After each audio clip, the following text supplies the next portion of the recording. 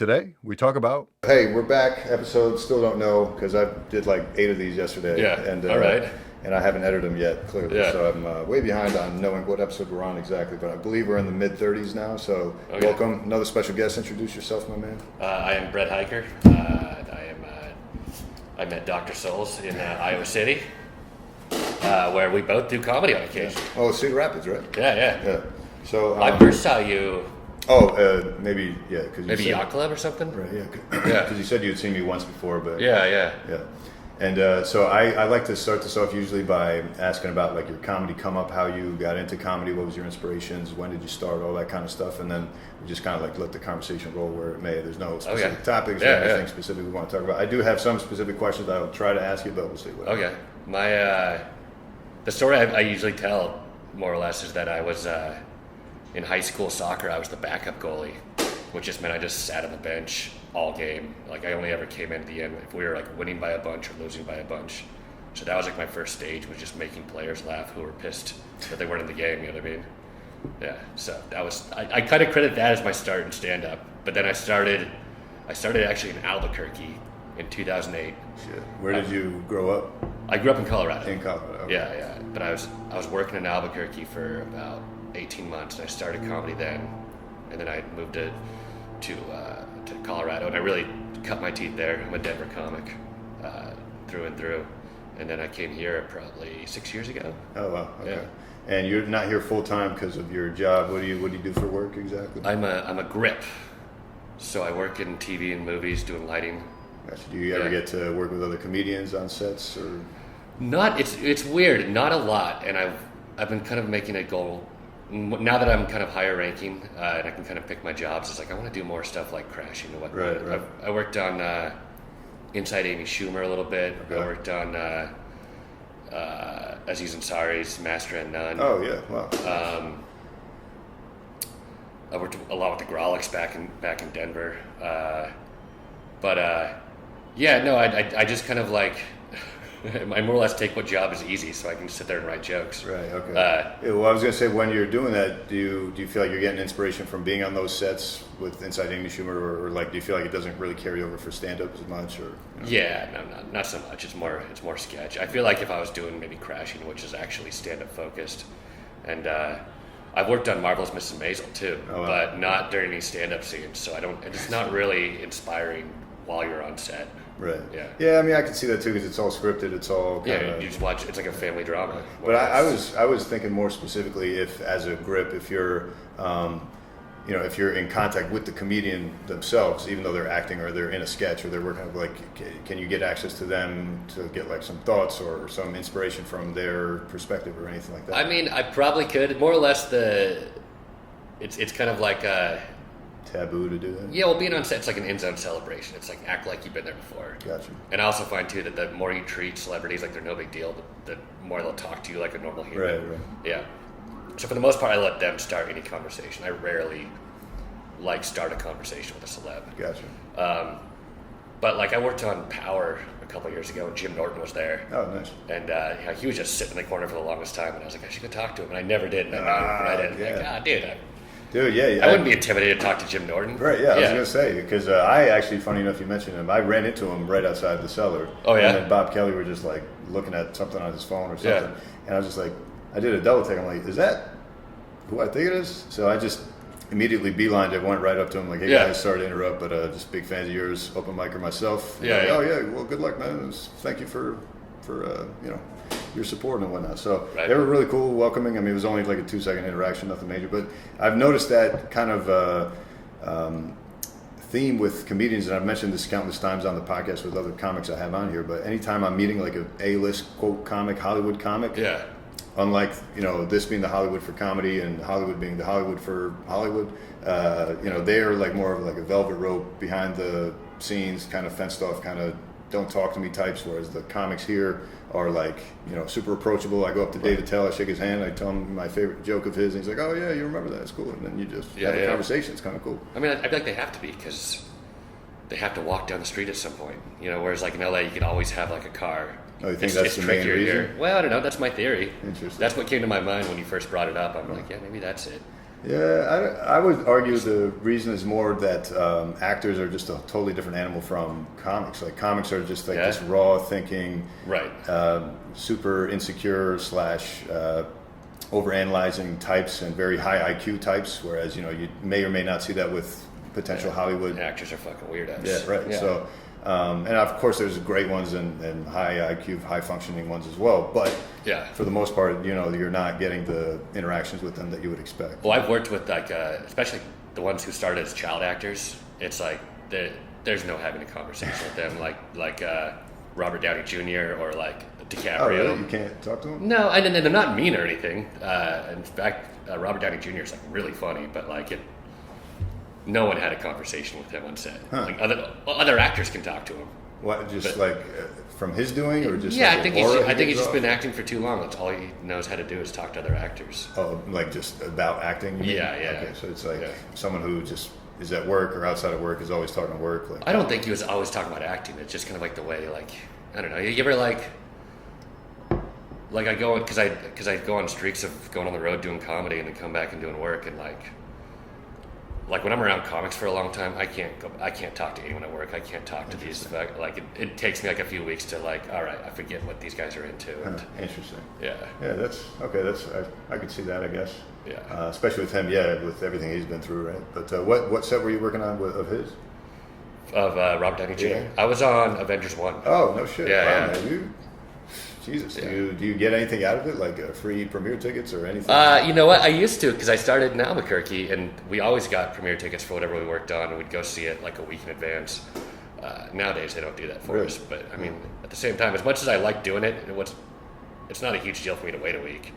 There was like a feeling of prestige, being like, oh, I've seen Captain America, I've seen Thor already, but was there any other perks to all these great projects you've worked on or iconic things? No, just you can brag real drunk at the bar, you're the best people, and then when they call your bullshit, you can pull up your IMDb and be like, hey, yeah. Nice, okay.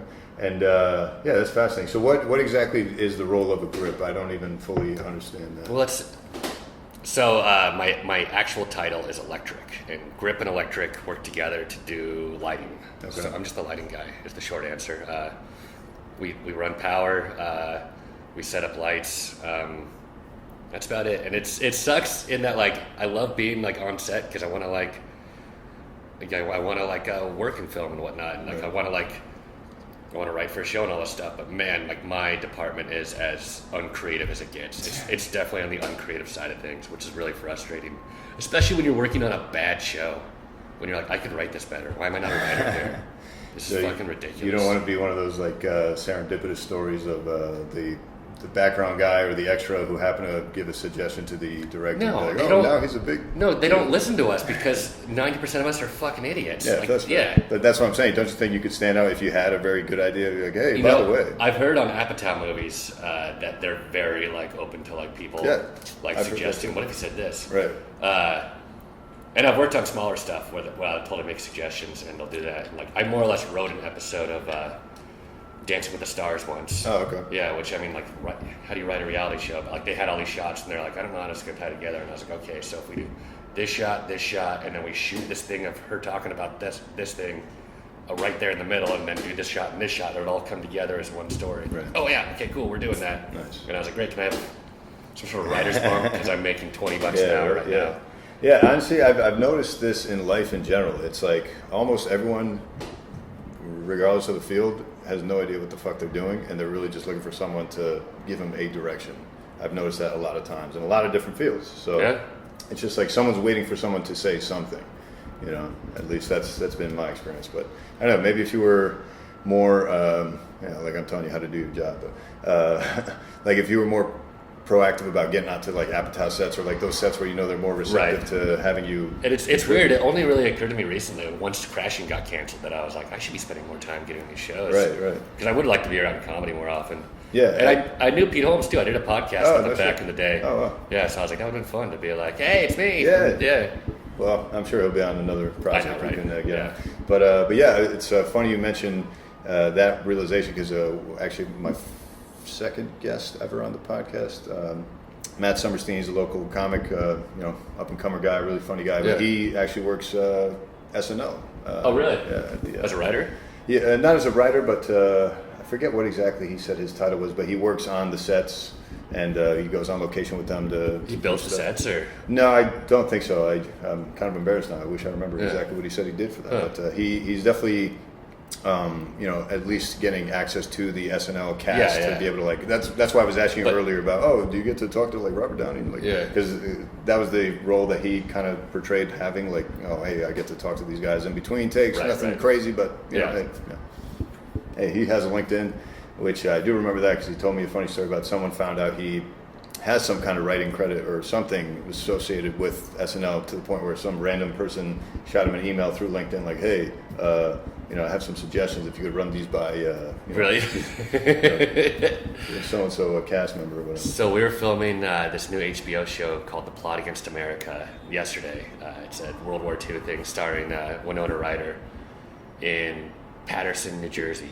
Which, have you been to Paterson, New Jersey? I've been there several times. What'd you think of it? Well, my experience with it is very limited because really we just went there to have a nice dinner from this very, not famous, but like very favorite Turkish restaurant that my dad loves because they have a very heavy Turkish and Arab population there. So, different like shopping centers and different styles of food that my parents love, they would go there. So we'd always go to that part of Paterson. But from what I hear, and from friends of mine that work in the ER in Paterson, New Jersey, I see a lot of crime and a lot of... it looked like a shithole to me. Yeah. We filmed like on Main Street, and we were able to like make all these fake 1940s stores. And I was like, how did all these stores close down for a couple days for us to do this? And they're like, oh, there's no stores here. Right. These are all empty. Yep. There's no power in them. There was no electricity in like their main block. But I bring it up because they'd stationed me like a block away from the action with a big spotlight to point at whatever the fuck they were filming. But this guy who appeared to be on some sort of uppers, whether it was meth or crack, comes up to me and he's like, yeah, I need to talk to the director. And I was like, I was, what? And he's like, I need to talk to the director. Who is it? And I was like, I don't even know who the Why director do you go to is. you first? I don't know idea. Oh, Because he saw me first, I think. Okay. But I was like a block away from where it was happening. He's like, who's the director? And I was like, I have no idea who's directing this episode. And he's like, well, and you talk to them. And I was like, I don't know. He's like, who's the producer? And I was like, they're not usually on set. And I wouldn't know anyway. Just the grip, man. Yeah. And he's like, well, I need to talk to someone. I've got a 39 and a half page script. Oh. And I need someone to see it. And I was just like, oh, which is funny to me because, and he said movie script too, which is like, the movie script needs to be at least 90 pages and whatnot. I didn't know that. But his big selling point that it was 39 and a half pages, like I would like go up to production and be like, hey, there's some guy with a script. And they're like, tell him to get in line. I'd be like, it's 39 and a half pages. And they're like, get it over here quick. Gee, 39 and a half? We got to make this. Yeah, right. Yeah. Well, I'd be curious what the content was. I don't know. Did you guys end up reading it? But No. He didn't have it on him. No, of course. Why wouldn't you? But I kind of was too, and I felt bad because I kind of laughed. I didn't like laugh in his face real hard, but I was inside it's a laughing funny at him. situation, right? Yeah, but I was like, how cool is that there's some fucking random crackhead out there who's fucking trying to be a screenwriter? Well, instead of just being a crackhead all day. Well, that's the thing. I would argue until I saw the evidence, I would argue there's no 39 and a half pages. No, I bet there's totally one. Why would he make up that number? Because maybe he thought that would be a magic number maybe to get everyone's attention. Impressive, yeah. So 39 and a half page script. And here we are talking about it for the rest of the internet. We are. So hey, shout out to you, crackhead. Listen, in Paterson, New Jersey. Hollywood, if you want that script, talk to me and I'll go stand in that corner and wait for him to walk past again. Yeah, you just got to hold the same spotlight and draw him in like a moth, right? He actually said he was going to call the locations department, which is the number they put on the street. If they like have to tow your car, to be like, call this number to find out where your car is. So he was going to call that number and to let him know that. Well, hopefully he's going to work his way up the ladder through that. Yeah, hopefully, if he's watching at some executive's office nowadays, right? Maybe we'll appreciate a shout out from you for featuring you today. Yeah, man, it's dude, that's hilarious. It just shows like the level of balls that some of these guys on the street have sometimes. Yeah. It blows me away, and I'm thinking that's also another reason that these LA people have more of like a not restriction, but like they're more held back as far as like engaging with people, just because they're more well known than comics in general. Like we know comics because we're in the comedy world, and like this is like holy shit, that's Godfrey or whoever, and but someone else might be like, who the fuck is that? I've never heard of that. Is it Gilbert Gottfried? Like, you know, so Right. I feel like it's a very niche thing, especially nowadays with the internet, Netflix specials being tossed in every 2 days. It seems like there's a new special on there. It's like, Jesus, like, you know, you almost have to find your niche. And actually, we could talk about that too. What's your style of humor? Because I was just watching Netflix last night, just trying to like catch up on what's new in the comedy scene on Netflix. And like 3-4 of the specials I watched, I was just like, I'm not interested in this at all. It's like, and clearly people are laughing, but this is clearly their crowd, and it's not mine. So, you know, I mean, my style of stand-up, I've been trying to define for a long time. People ask me that, but like, it's a lot of like, when you see my act, it's a lot of talking about drinking, drugs, or sex. But not like real vulgar, like it's like a very PG-13 way. Right. And then I don't know, I talk about corn nuts too sometimes. But like it's really Puerto Rican lizards. I don't know what it is, like why I write so many jokes about like, oh, this one time we were all drunk and such happened. It's a lot of storytelling, probably because I do drink a lot and do a fair amount of drugs for a 30-year-old. And that's is that like a bar scene type of? You have a conversation, it goes well. You're like, oh, maybe I'll take this to the stage. Is that? Oh yeah, absolutely, yeah. Or it's so many bits too that you tell someone a story in a bar and they laugh real hard and they're like, you got to tell that on stage, and that rarely works. But probably because you're drunk, right? You gotta try it again sober, maybe. But yeah, no, I feel like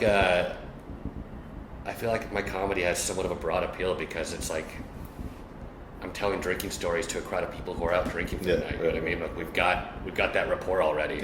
Yeah. I noticed that you were very well cadenced, if you will, if that's a term. The time I saw you with Craig Gass in town and whatnot, so that was a fun weekend. Man. It was. Yeah, Great. I missed your set, but he actually let me go on the next night for the Late Show. I did a quick opener for him, and that was a lot of fun. Just having people in the crowd and just my style is more just speaking about my experiences as a doctor, and I'm slowly incorporating more of like my goofy, corny, cringiness humor that I bring to YouTube. That I've been way more open expressing, that I'm trying to bring that now to the stage. It's a lot harder, obviously, live in front of an audience, trying to connect with them to make them laugh. But what I appreciate about your set was your ability to really zone in and keep your cadence at a level that really engaged the. You recall what happened when you were hosting that show that you brought me up at, right? Yeah. So right before we went up, the comic who was just before me. Yeah, Todd Wilhite. Yeah. He ended his set like as he was shaking hands with you. He goes, "So like, what race are you? Or what are you?" Yeah. And I was just like, "What?" And are you Turkish? No, I'm Persian. Iranian. Okay, Persian. That was right. But it's funny because like I look like anything possibly. Like even back before the mustache and the goofy hair, I was constantly confused for either Italian mostly or Greek. Yeah. End of the summer, if I have a heavy tan going, I get Mexican a lot. Yeah. And literally, people will, because I'll have people guess, because I'm always curious, like, what are you going to think I am? I'm always curious what it's going to be, and no one can really pinpoint it. Iranian is like the last thing on people's list usually. I guess Persian a lot for people. Really? Yeah, it's one of my go-tos for ambiguously. Well, not most people. They definitely. It's always like, oh, I don't want to guess. Or they've guessed like 3-4 things and it's everything but Iranian. It's like Filipino. You name the country, I've been called it. Yeah. And then I'll be like, no, I'm actually Iranian. Like, oh, that was going to be my next guess. Or, So I'm sure. Yeah, sure. But yeah, man, it's a very ambiguous look, especially when I don't have like a heavy tan because I spend a lot of time indoors lately. So it's I guess it kind of works for me. No, dude, it's a good look. Yeah. You're not a bearded white guy, man. Yeah. Try getting booked as a bearded white guy. Yeah, I've heard that's kind of a struggle, but I don't know. I would argue the white crowd is pretty strong these days with some of my newer favorite comics. Andrew Schultz, Tim Dillon. I don't know if you follow any. Yeah, Tim Dillon's great. Yeah, Giannis Pappas. I'm actually going to go see him tonight at Gotham. Okay. Yeah, he's he's Greek, but he's I guess technically white, right? Yeah. And who else? Yeah, Chris DiStefano. I don't know if you follow his stuff, but he also full on like he's straight up white. Yeah, he's very Caucasian, very airy. So man, I'd say there's a space for everybody. It's just you got to find your niche and. It's rough, man. I don't know how. Actually, I wanted to ask you about. You were mentioning how you were doing the shows, and I'll have you plug it at the end here. But I remember if you can talk about this more specifically, because I didn't get a chance to ask you about this after your set. Yeah. But you were telling that funny story about some cocky comedian who his intro that he gave you was that he opened for Dane Cook once. Yeah, and yeah, fucked with him. yeah. That I found hilarious. But is that like a well-known comic? Is that like just an open micer who just happens to be in the circuit whenever you're in no, town? it's not a well-known guy at all. Okay. Yeah, and I shouldn't say his name on the podcast, but I no, didn't it was expect just you to. it was just some Yeah, guy I who's just- way too proud of a credit we were all laughing at. Right. So Yeah, the only reason I bring it up wasn't to expose him or anything. I don't want to do that. I just was curious how much of that story was false versus exaggerated versus. Oh no, I mean, like most of the stories I tell, they're like the exaggerations are like about 10% of it. You know what I mean? Okay. Just like you tell the story, then you've got like those few parts where like I need to laugh in here, otherwise I can't tell the story on stage. And so then you squeeze in something that like, but yeah, for a story like that, you couldn't embellish it too much, otherwise it would take the piss out of the story. Right. Yeah. No, it was funny as is. I was hoping it was true. It was like, oh, that is hilarious. No, it's very much a true story. Yeah. Jesus. Do you tell that story often? Is that like a go-to No, joke? I rarely tell it. Yeah. Yeah. Okay. And then back to the grip thing. Actually, I was curious about how it works with you being in New York. 'Cause it sounds like you're in New York fairly consistently. Is that because is something set up in your contract, or like I want to be in New York for certain projects, or it's just the nature of the business? No, that's I always- get most of my work in New York. Okay. I'm here probably 7 months of the year. Yeah, and then I'd say most of the time that I'm gone, I'm doing comedy. On Gotcha. occasion, I'll go do like movie or TV stuff outside of New York, but Gotcha. And so is this home base for you now, or is it still Colorado, or where's like It's home base? It is home base. This is home base. Okay. But I spend probably at least 2 months a year in Denver. Gotcha. Yeah, Okay. which I really like being there. They've got a cool thing going, and their crowds are killers. So many really? people move to Denver, and they're looking for stuff to do, and just like, I mean, like, have you tried running a show in New York yet? Like hosting? No, like producing. Oh no, actually I haven't, but it sounds like a nightmare. It's so hard to get crowds out here. Yeah. And then like I had some Denver comics who were out visiting, and one of them while he was here, he won an award for best show in Denver, and he was like super proud. He's like, "God, I put in so much hard work into that, man." And he does. Like, he gets like 100 people every month to that show, and it's a killer show. And I was asking him, I was just like, "So what's your secret? Like, how do you promote the room?" And he's like, "I don't promote it."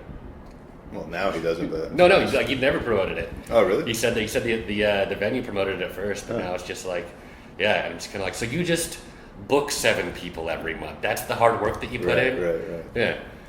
Yeah, I mean, I think a lot of that, to be honest with you, I think as my audience starts to grow, especially on social medias, that's going to be an easier thing for me to potentially do. Is host a show or run a show, because I went to a show that a friend of mine, also a comic who moved out here from LA, quit his job to actually pursue stand-up around the same time I did. So, although I didn't quit my job, otherwise I couldn't afford this place. Right.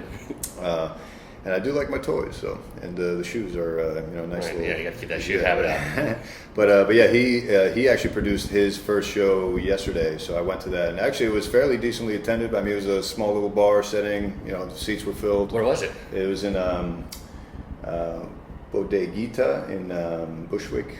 Okay. Yeah, so it was a niche little bar. It has a stage. It does comedy every Thursday, but I guess he started doing the show this Wednesday, so he wants to do it like a monthly kind of thing potentially. But that was his first time, and I've seen him struggle with well, first of all, his set, he was nervous, like, oh, these are my friends, I gotta do well. He doesn't do that well, and he's like freaking out about it. But I was like, dude, for your first show, I thought it went phenomenal. I was like, I couldn't pull off this many people to show up to something that I was doing. Right. But I say all that to say, with the social media stuff, I think that would be easier to do once you have a consistent following, especially in a bigger city, especially in New York where I'm at, where you could draw more people more consistently if they know that you're doing a show and you're. And I don't have like a shoe thing like you. I don't have like a YouTube following or anything. Yeah, that's the thing. Yeah. I don't know why more comics at least don't do more of their just exploit their hobbies. Just either, and if not, just exploit your hobbies. If your hobby is just doing stand-up, which from what I hear consistently, and I'm sure you have some thoughts on this too, like making stand-up your only thing is maybe a little too much, but but even if it is, then start to promote it on Instagram, YouTube, put up your better sets or your highlights. I put up every set I've ever done, which I've been told is a big no-no. No, don't do that. Yeah. I mean, it's no big deal when you're starting out, but just take them down later. Well, I mean, I keep them up just because, for me, I've noticed people are now just kind of like watching my journey, almost like a live, not live, but it's like almost like a reality stand-up progression TV series. You don't want someone just to watch one of your early things and be like, no more of this. Yeah, but to be honest with you, what I've learned from doing social media and YouTube for a couple of years, people's memories are so short. They don't really track from one to the other. Right. And I've noticed like people are like, oh man, that's cool, or like, hey, I'm seeing you crush it with this joke, whereas it was a dud the first time you told it. I'm seeing the progression. Yeah. That's really cool. So it's kind of been fun to have people kind of follow along in the journey of like how, you know, to make progress in this, and you know how much effort it takes, and how it's not all highlights. It's not like, you know, so-and-so comic is crushing it every night. It's like he's going to have bad sets too. They just don't tell you about it. So, Right. and I feel like that, again, going back to the rawness, I feel like that's the avenue I'm bringing. But I mean, that's just specific to me. I'm not encouraging everybody else to do that. But definitely using social media more. I think a lot of comics don't focus on that as much as they should. You know, like they're waiting on the Colbert call up, or you know, Comedy Central to book you, or whatever, Right. or Comedy Cellar, or these clubs to book you. Like, I feel like you're better off just like doing your own thing. They say that it's easier to get yourself famous first these days. Like that's the better path. Exactly. Yeah. And it's much less miserable and much less validation questioning of yourself, where it's like, oh, am I good enough? Like, yeah, you're good enough. You just got to find your crowd, and you're going to find that on the internet first. With, of course, at first, like people scattered all over the country, let alone different countries in the world are watching me like, oh man, I'm a huge fan from Sweden or Tokyo or whatever. So that's not going to help with like drawing a comedy crowd. But eventually, as you know, the audience progresses and gets bigger and bigger, then, and as I continue to get better and better, then that, you know, will allow me to book my own shows at Caroline's or Comedy Cellar or whatever. Like I can then go to them and be like, hey, I've got 50 people guaranteed to show up to the show. They're going to sell out whatever venue do you want to produce a show or have me on to feature my own show or something. It's not a bad route at all. Yeah. Developing a bunch of followers for sure. Getting an email list going that's how I've seen like people their shows really take off. They have like an email list where they and it's you know, I make sure to be very engaging with my fans, and you know, addressing, obviously the majority of them are sneaker related, so that's the thing. But, sneaker. Do you have sneaker jokes? I've written a few, but I haven't used them obviously because like the crowds here, or not even the crowds, the comics here don't really appreciate sneakers as much as I do. Let alone like there's not as many sneaker heads. I've met a few sneaker heads actually as comics. I know a few. But like not enough where I could like make a joke that's gonna do super well right now. But you know, working on it, we'll see. There's a comic in Denver, Aaron Uris. Actually, before I forget, What's that? Alexa, lights on. I think the sun is going to be fading pretty quick on us. There's a Denver comic, Aaron Uris, very good, and you know, just blowing up. But I believe his brother lives out here and is a shoe designer, because he's always rocking like new kicks and giving them out to like, he has giant feet. He gives them out to other comics with giant feet. But like just like one of a kind. I have no idea I should get his name. I'm sure you probably heard of him. If he's a big deal, then although I have no idea if he's a big deal or not, but well, maybe in the shoe world, right? Because it's a very, like I said, it's a very niche thing. Right. So, like for my audience, if I were to make sneaker jokes, and because I post the sets and like the hardcore fans are watching them, it's like a good 200 to 300 now people watching every open mic set where I'm like performing for like 4 people sometimes. Like it's pathetic, but like if 300 people are watching it online all over the world. So, and like the earlier sets will get thousands of views. I think my first ever set, because it's been up the longest, has like 5,000 views or 6,000, something like that. So, I mean, I think I would end up taking them down if I were to put out like a special. You know, because then you don't want people like know leading up into a special what my jokes are. But then I would still record them, post them privately, and then upload them to public once the special's out, so that they can still go back and track the process.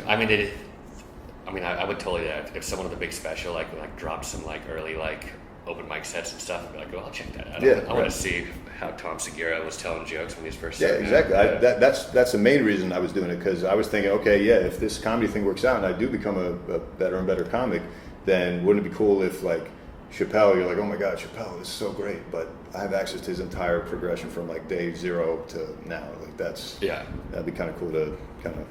Obviously, for comedy nerds, like it's not going to be like a very popular series on YouTube or anything like that. But I don't know. For my thing, what I've realized is you really just got to find your niche. So if you're a white bearded male, you got to find your white bearded male cohorts, and let alone other people that are not white who are into your style of humor that will be drawn to you. And I feel like social media is the most powerful, quickest way to do that, as opposed to especially in this city, man, with all the progressive friendliness going on, and progressive friendly mics, if you will, female only mics, a lot of exclusionary mics I'm noticing, which is kind of odd to me, but I don't know.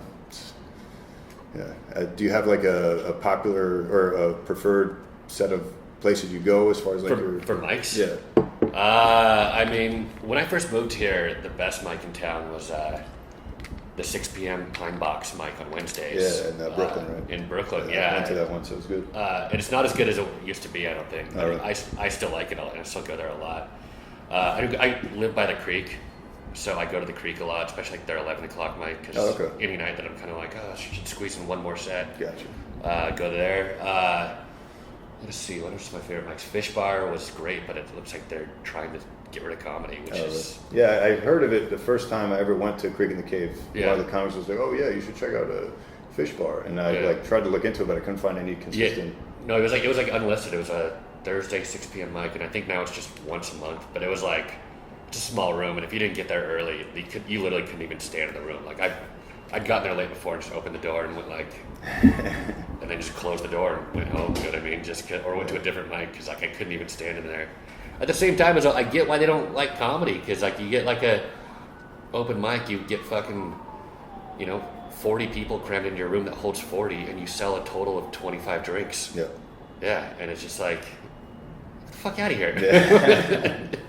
Yeah, like you said, it's hard producing a show, let alone putting on an open mic at these venues. I don't even know how the process would go to talk to someone and be like, hey, I'd like to use your back room of your bar, or right. The bar itself. These bar shows are, I don't know, do you like the bar shows, like where they just have you on stage, or let alone on the bar floor just talking to the crowd? I mean, that's not even there for comedy, they just happen to be at that bar. Yeah, those guerrilla comedy shows, those are always pretty rough, or usually pretty rough. Yeah. You need a separate room for comedy. Right.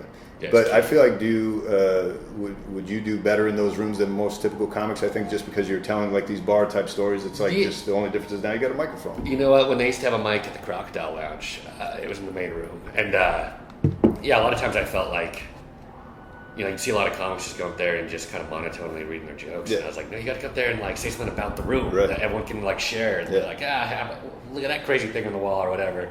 And I remember like I really liked going there. I thought I had pretty good sets, and I also like doing crowd work, which kind of I don't want to say the New York scene doesn't like doing crowd work, but the Brooklyn scene specifically, they're not big crowd work guys.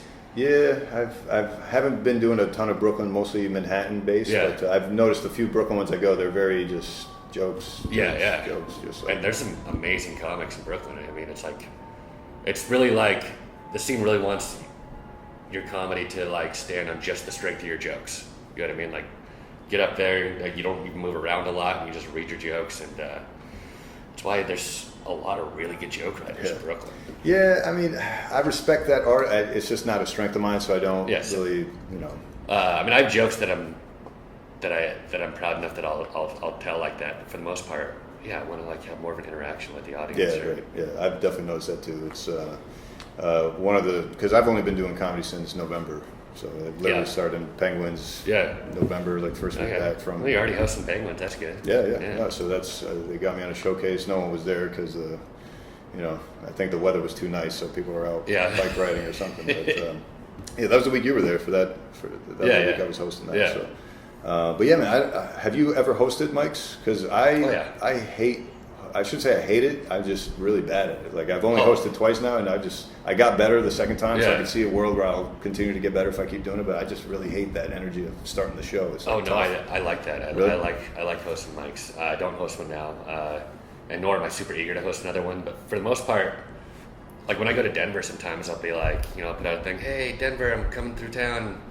I've got 2 days open this week if you have any shows, and then I'll also put out, or if you want me to guest host your mic, I'm so in. No, I like doing it. I like a lot of times, like especially in a room full of comics, I find it's better to not open with jokes, but to open with a story about doing stand-up. Okay. You know what I mean? Like kind of like that Dane Cook story. And I've got to the point where like this comic was telling me like you should put out an album of just like I call them stand-up ghost stories. Okay. Because you start telling a story about like some like show that went horribly wrong.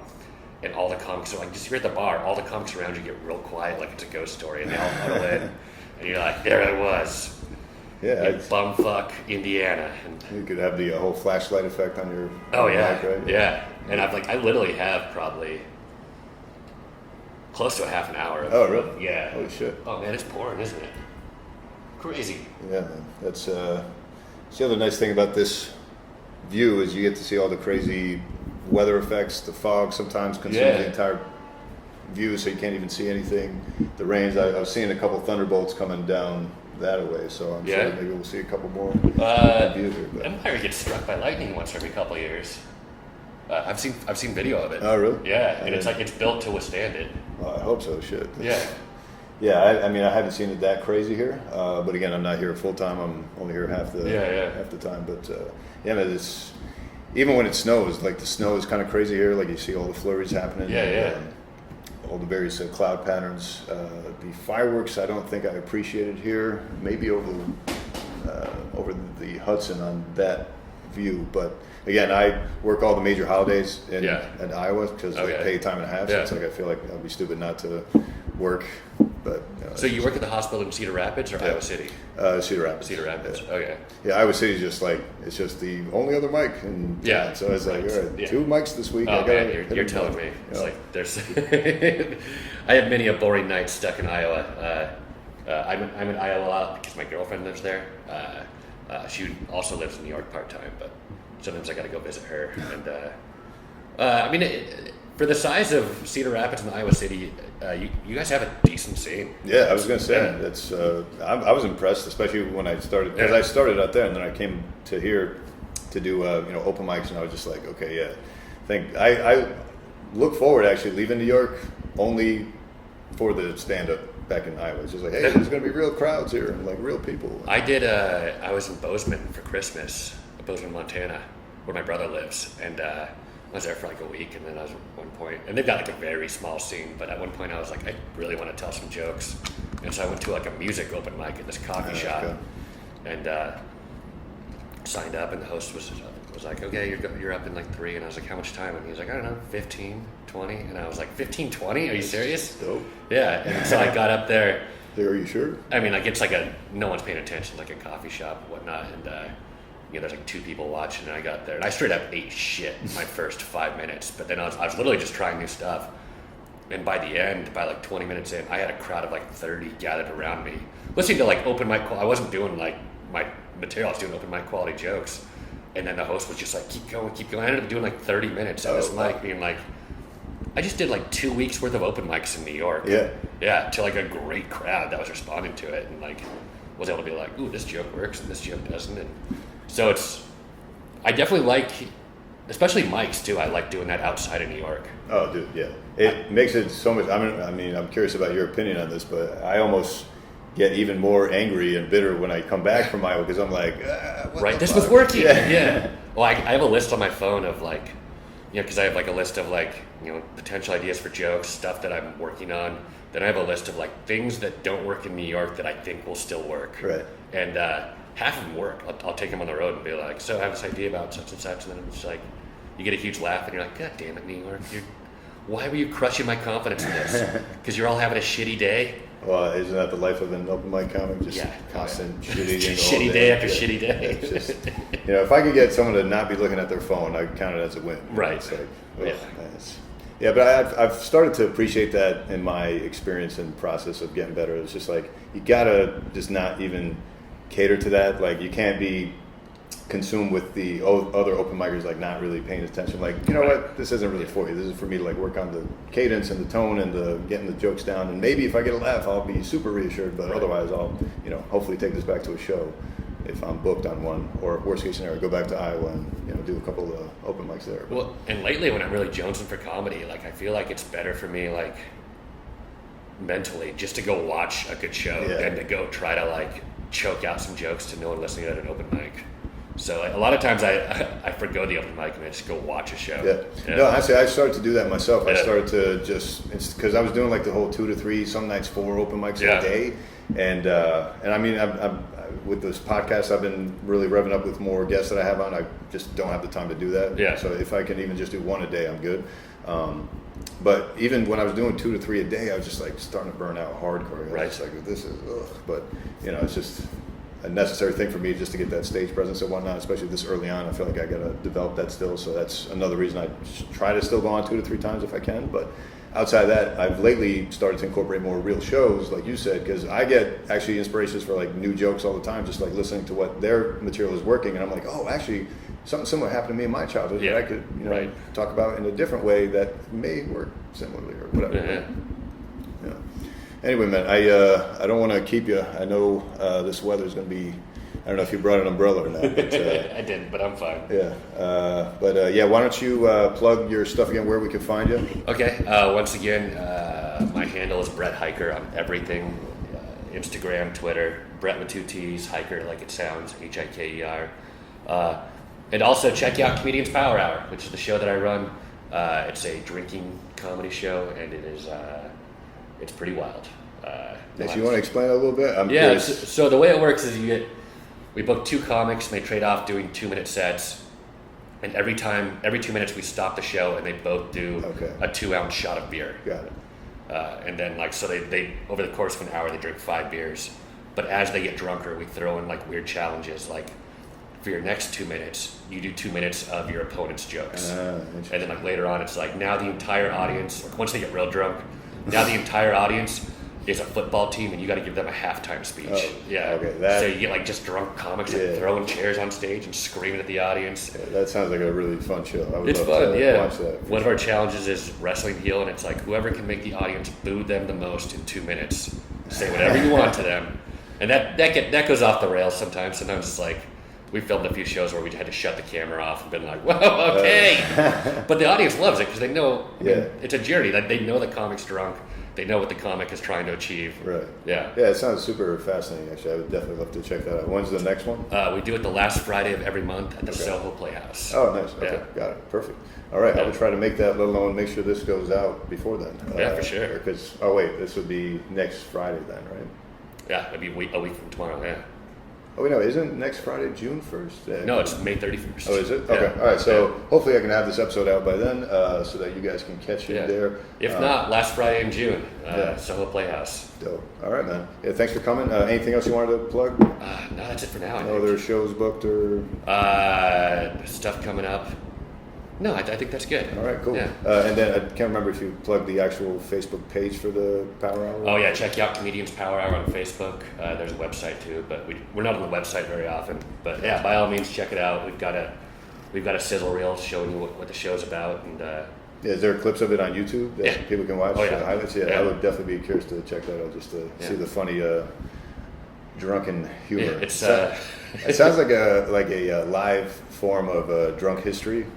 Kinda. Yeah. Yeah. That's I'm definitely looking forward to that. I will be there for sure. Not next week because I am back in Iowa starting. Oh yeah. Sunday. I'm flying out Sunday, so I'll be For gone how long? for 2 weeks. Just a week. Okay. Yeah, 2 weeks. I typically am away every 2 weeks, and I'm here 2 weeks. But Yeah. because of the holiday, I get paid time and a half, so I felt silly not being there for the holiday. I'm featuring at Penguins the 3rd week of July. Oh, okay. Yeah, Perfect. All right. So dope. I know a few Iowa dudes watch this, so maybe. Although I don't ever see you guys at the show. What the fuck? You guys keep saying you want to come, and you never come. What the hell's going on here? But anyway, thanks for coming, man, and we'll see you guys next time. Thanks for having me. Dude.